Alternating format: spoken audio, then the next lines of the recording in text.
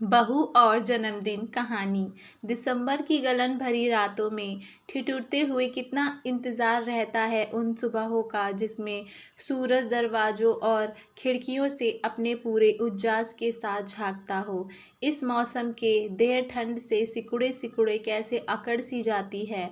तो आज ऐसी ही खिली खिली धूप निकली थी और मैं इस गुनगुनी धूप में ठहाट से अपने बेटे बहू की बालकनी में बैठकर चाय नाश्ते का आनंद ले रही थी।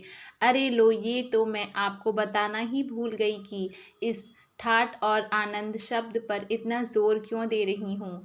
तो मैं आपको बता दूं कि मैं तो आगरा अपने पति के साथ रहती हूँ, वहीं घर बनवा लिया है, वहीं से मैंने अपने दोनों बच्चों की शादी भी की है। बिटिया दामाद बेंगलोर में हैं और बेटा सतीज यहाँ दिल्ली में मल्टीनेशनल कंपनी में नौकरी करता है। सुप्रिया कुछ अपना काम शुरू करना चाहती है जो इंजीनियर से संबंधित है। एक दो जगह से बातचीत चल रही है, जल्द ही सब फाइनल हो जाएगा। सतीज की शादी को लगभग 1 साल हो गया है। बेटा बहू दोनों बड़े प्यार और मनोहर से बार बार अपने पास बुलाते हैं, पर अपनी घर गृहस्थी छोड़कर महीने भर के लिए कहीं आना जाना कितना मुश्किल से संभव हो पाता है, ये तो मैं ही जानती हूँ। इससे पहले एक बार बहू को शादी के बाद छोड़ने आई थी तो लौटकर घर की हालत देखने वाली थी। सारे पेड़ पौधे मेरे पहुंचने पर जैसे बिखरते हुए मिले और कुछ तो सूख भी गए थे। इतना सेवा से पौधे लगाओ और पौधों से एक जुड़ाव हो जाता है और फिर वो सूख जाए तो बड़ी तकलीफ पहुंचती है। अगर काम वाली सुनीता से कहो तो वो 50 नखरे दिखाती है, पर इस बार बहू पीछे पड़ गई और सुनीता से फ़ोन पर बहू ने ना जाने क्या कहा कि सुनीता बोली, आंटी आप और अंकल आराम से जाओ, हम आपके घर और पेड़ पौधे दोनों का ध्यान रख लेंगे। फिर क्या था, मैं और ये चल दिए बेटा बहू के पास। बहू यानी सुप्रिया, क्या क्या कहूँ उसके बारे में। यहाँ आओ तो एक पल को भी ये एहसास नहीं होने देती कि ये हमारा घर नहीं, हम दोनों का बहुत ध्यान रखती है। उसका पूरा व्यक्तित्व इतना आकर्षित है कि किसी को पहली बार में ही अपनी बोली बानी से अपनी तरफ खींच लेती है। फिर मैं तो उसकी सास ठहरी। मेरे लिए भी सुप्रिया बेटे से ज़्यादा लाडली है। सुबह सुबह नहाकर ही मैं नाश्ता करना पसंद करती हूँ। सुबह की धूप में मुझे बैठकर अखबार पढ़ना पसंद है, जो आगरा में तो संभव नहीं हो पाता। बहू इस बात को बखूबी समझती है तो अक्सर मुझे बालकनी में ही नाश्ता लेकर दे देती है। इन छोटे छोटे सुखों का अनुभव मुझे सुप्रिया ने ही करवाया। मैं लगभग नाश्ता ख़त्म कर ही चुकी थी कि तभी फ़ोन की घंटी बजी तो समझ गई कि इस समय दूध वाला ही होगा। सुप्रिया बिज़ी होगी तो लाओ मैं ही ले लेती हूँ दूध। इधर मैं डाइनिंग रूम से होते हुए किचन की तरफ बढ़ रही थी, उधर से सुप्रिया हाथ में भगोना लिए कान में फ़ोन लगाए चली आ रही थी। लाओ मैं लेती हूँ दूध, तुम बात कर लो। इतना कहते हुए मैंने दूध का भगोना ले लिया। वापस आते समय कुछ शब्द मेरे कान में पड़े कि यार मेरा कैंसल है, कल से कितनी बार तुम लोगों को बोल चुकी हूँ। जब सुप्रिया फ़ोन रख चुकी तो मैंने पूछा, बेटा किसका फ़ोन था। अरे मम्मी, मेरी एक फ्रेंड का था। कुछ खास था क्या, मैंने पूछा। अरे मम्मी कुछ नहीं, बस ऐसे ही, सुप्रिया ने कहा। अरे बेटा कुछ तो था, बताओ मुझे। मैंने जब दोबारा जोर देकर पूछा तो उसने कहा, मम्मी वो आज मेरी फ्रेंड का जन्मदिन है तो रात में उसके घर पर छोटा सा गेट टुगेदर है। जन्मदिन शब्द पर मैं अटक गई, फिर अपने आप को संभालते हुए कहा, बेटा तो तुम जाओ। क्यों नहीं जा रही। मेरा मन नहीं है मम्मी, सुप्रिया ने कहा। तो मैंने थोड़ा दुलार से कहा, मन नहीं है या तुम मेरे और पापा की वजह से नहीं जा रही हो। अरे मम्मी फिर चली जाऊंगी, कोई बच्ची थोड़े हैं। वो जन्मदिन के बाद चली जाऊंगी किसी दिन, 1 महीने के लिए तो आप लोग आए हैं। आप लोगों को यूं छोड़कर जाना मुझे अच्छा नहीं लगेगा, सुप्रिया ने उदास स्वर में कहा। बेटा चुपचाप अपनी सहेलियों को फ़ोन करो कि तुम आ रही हो, मैंने कहा। इस पर सुप्रिया बोली कि मम्मी शाम को कितना काम होता है, चाय और रात का खाना। मुझे अच्छा लगता है आप लोगों के लिए ये सब करना। आप ये सब करेंगी तो मुझे अच्छा नहीं लगेगा। मैंने सुप्रिया के हाथ पर अपना हाथ रखा और कहा कि बेटा, अगर तू नहीं जाएगी तो मुझे अच्छा नहीं लगेगा। आज शाम को खाने का मैं देख लूँगी, तुम खुश होकर जाओ। यहाँ की चिंता छोड़ दो। सुप्रिया और मेरी बॉन्डिंग ऐसी है कि रिश्ते की मर्यादा देखते हुए हम सहेली जैसे भले ना हों, पर एक दूसरे का लिहाज, खुशियों का ध्यान और एक दूसरे से प्यार बहुत करते हैं। कहते हैं ना कि किसी रिश्ते में अगर थोड़ा स्पेस बने रहे, सांस लेने भर की जगह बनी रहे, तो वो रिश्ता लंबी उम्र तय करता है।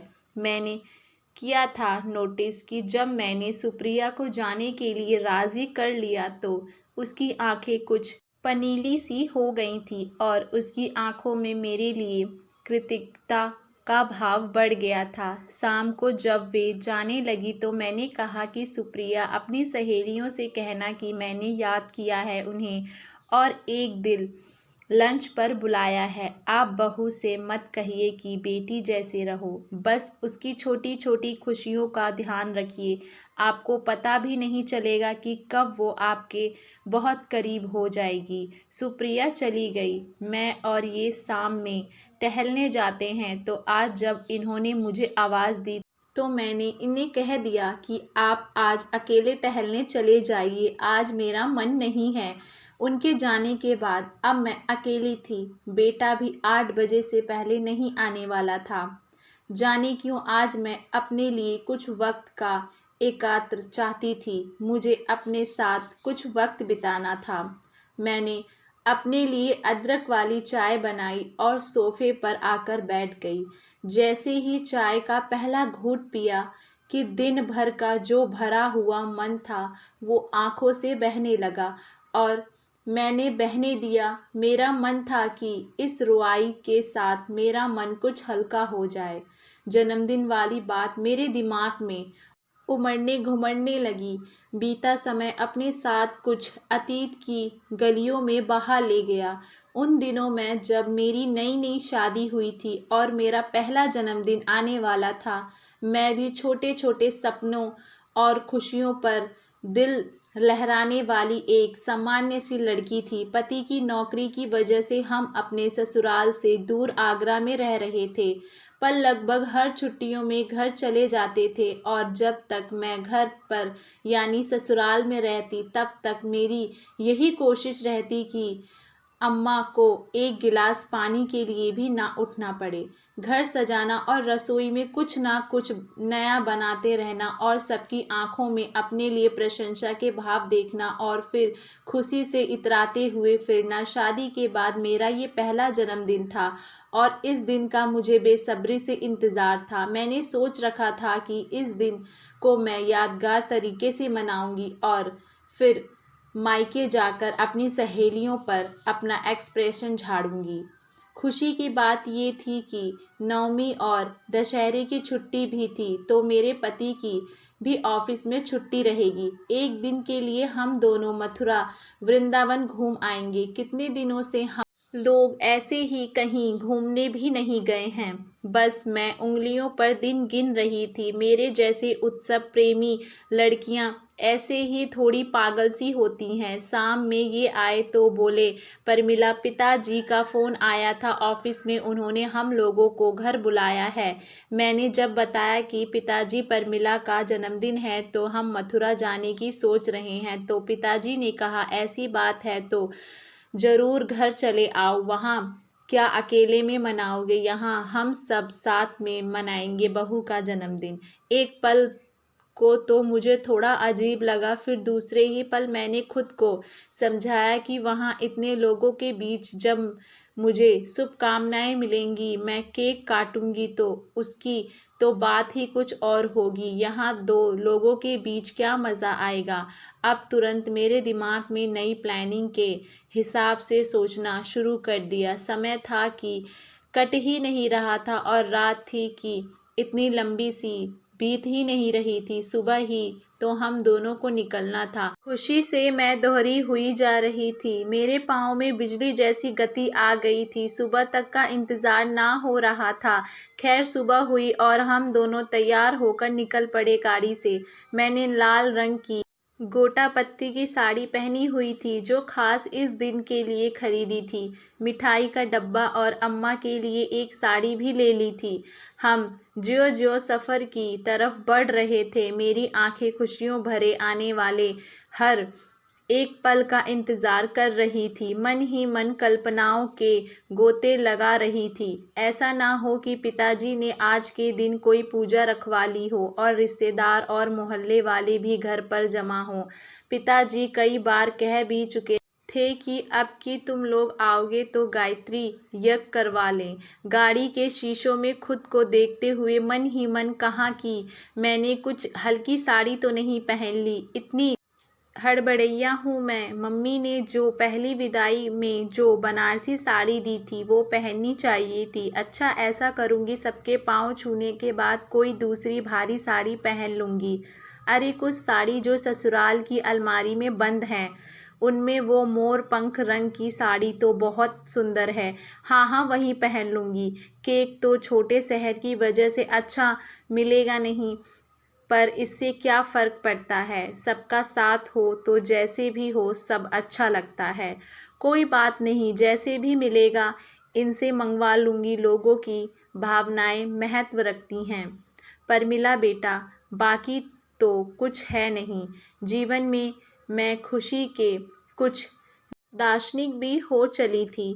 सुनो चाय पी लेते हैं, इन्होंने कहा तो मैं अपने ख्याली पुलाव से बाहर आई। मैंने जैसे तैसे आधी कप चाय पी। अरे चाय पीने में इसका मन लग रहा था। मैं तो आज एक अलग ही गुमार में थी। ससुराल का मोड़ आने ही वाला था। मैंने अपनी साड़ी ठीक की, शीशों में चेहरा देखा और कंधे से आंचल ले लिया। पिताजी बाहर ही खड़े थे। हम लोगों को देखकर खुश हो गए। मुझे घर में कोई हलचल नहीं दिखाई दी। तब तक अम्मा हमारी आवाज़ सुनकर बाहर आईं। उन्हें देखकर लग रहा था कि वे नींद से उठकर आ रही हैं। शाम के 4 बज रहे थे और खाना खाने के बाद अम्मा कुछ देर आराम करती हैं। तुम लोग आ गए। मैंने पाँव छुआ तो उन्होंने कहा कि बहू अब जल्दी कोई खुशखबरी देना, यही आशीर्वाद है। तुम्हारे पापा बता रहे थे कि बहू का जन्मदिन है तो तुम लोग इस बार आ नहीं रहे थे।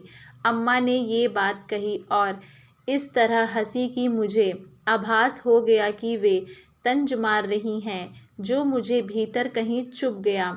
मेरे पाँव जो घर के बाहर तक डग डग भर उछले मार रहे थे, अब जैसे उनमें ताकत ही ना बची हो। मैं एकदम जड़ खड़ी की खड़ी रह गई। मेरी तन्यता तब टूटी जब अम्मा ने कहा, बहू तुलसी के पत्ती और अदरक डालकर चाय बनाना। आज कितने दिनों बाद आराम से बैठकर चाय पीऊँगी। मैंने कहा, हाँ अम्मा, इसके अलावा कुछ कहने की गुंजाइश कहाँ होती है नई बहू के पास। मेरे जन्मदिन की बात तो बहुत पीछे रह गई थी। मेरे लिए शायद ये बड़ी बात थी, पर उन लोगों के लिए ये सब चोचलेबाजी थी। मैंने अपने कमरे में जाकर घर के कपड़े पहने और चल दी रसोई की ओर। इन्हें भी एहसास नहीं था कि मेरे भीतर क्या तूफान चल रहा है। जब चाय लेकर बैठक में गई तो ये बोले, पापा आज परमिला का जन्मदिन है तो चाय पीकर मैं केक ले आऊँगा। अम्मा तुरंत हंसते हुए बोली कि हाँ भैया, अब उल्टी गंगा बहेगी, यही बाकी रह गया था इस घर में, तो अब ये नई रिवाज भी शुरू कर दो। जाओ ले आओ, नहीं तो बहू को लगेगा अम्मा ने मना कर दिया। तब तक पिताजी बीच में बोल पड़े कि हम तो कह रहे हैं देशी घी का हलवा बना लो, कितने दिनों से खाया भी नहीं है, और फिर ये केक शेक हम हम लोगों को तो भैया अच्छा नहीं लगता। मेरी मनोदशा का किसी को दूर दूर तक अंदाजा भी नहीं था। मैंने कहा रहने दीजिए, केक मत लाइए, मैं हलवा बना लूँगी, और मैं आंसुओं का गुब्बारा लिए रसोई की तरफ चल दी।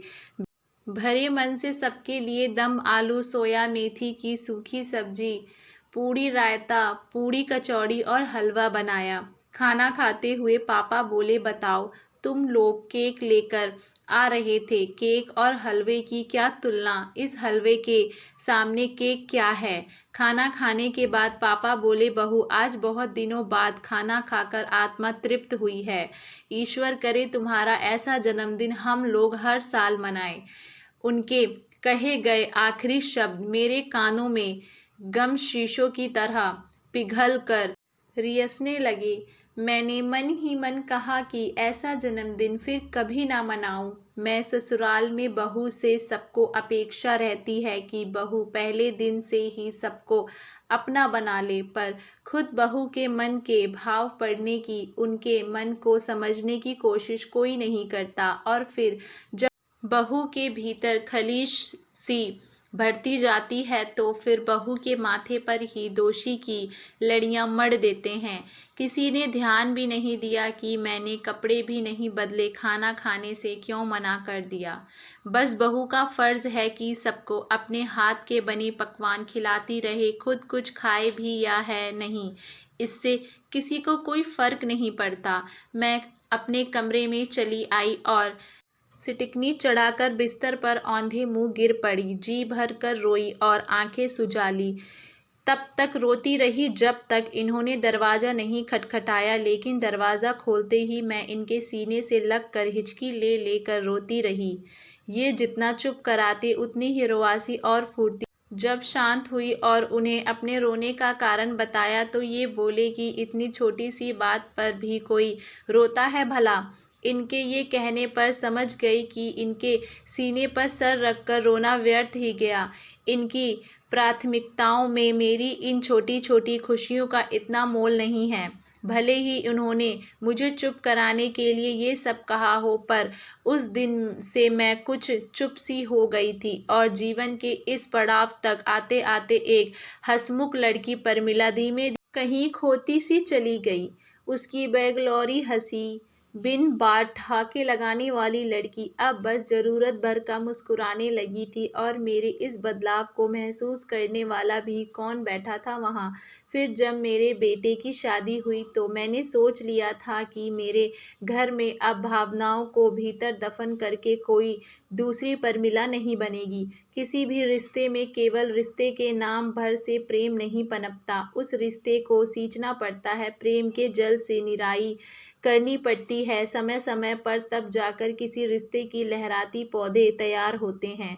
मैंने सुप्रिया के लिए कोई बंधन नहीं रखा, बस उसे अपने प्यार की उमाशा दी। उसके लिए वो सब करने की कोशिश की जो अपेक्षाएं मैं अपने लिए एक बहू के रूप में करती रहती थी। उसे और बेटे को एक स्पेस दिया कि उनके रिश्ते की जड़ें मजबूत हो जाएं। बस इतना ही किया और सुप्रिया मेरे करीब और करीब आती चली गई कि तभी डोर बेल बजी और मैं बीते समय को पीछे धकेल कर लौट आई अपने वर्तमान में। लेकिन ये क्या, मेरे चेहरे पर तो आंसुओं की लकीरों के निशान थे। मैंने झट से साड़ी के पल्लू से अपना चेहरा पोंछा और आंखों पर चश्मा चढ़ाते हुए खुद को सामान्य करने की कोशिश की। दरवाज़ा खोलते ही सुप्रिया चहकते हुए बोली कि मम्मी, ये केक सानिया ने आपके लिए भिजवाया है, और मेरी सभी सहेलियों को जब से मैंने आज की घटना के बारे में बताया है, वे सब उतावली हो रही हैं आपसे मिलने के लिए। इस इतवार सब धमकने वाली हैं। ये कहते हुए सुप्रिया किचन में गई और प्लेट में मेरे लिए केक ले आई और मेरे कंधे पर हाथ रखते हुए बोली, mummy, I love you and I really mean it. मेरे हाथ में केक का टुकड़ा था और आंखों में आंसुओं का ज्वाला लेकर इस बार ये आंखें मेरे बहू के प्यार में भरकर झलक रही थी। मैं और सुप्रिया दोनों अपनी आंखों के कोर पोंछते हुए एक दूसरे के कंधे लगकर मुस्कुरा रहे थे। इस मुस्कुराहट से घर का कोना कोना जगमगा रहा था। आशा करती हूँ आप सभी लोगों को हमारी ये कहानी पसंद